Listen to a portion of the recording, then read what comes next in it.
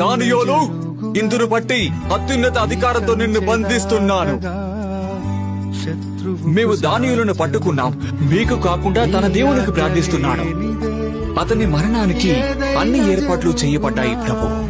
ఒక్కడైనా నిజదేవుణ్ణి ప్రార్థించవద్దని చెప్పే ఏ శాసనాన్ని నేను గౌరవించను. నీ దేవుడంటే నీకు ఎంత మక్కువ? అవును. ఇప్పుడు నీ దేవుడు ఎక్కడున్నాడు?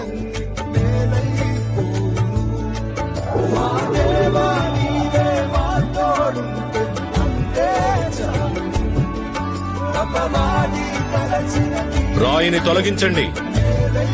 దానియేలు, అతన్ని పైకి తీయండి. నా రాజ్యములోని ప్రతి ఒక్కరూ దానియేలు దేవుని ఘనపరిచి పూజించాలి.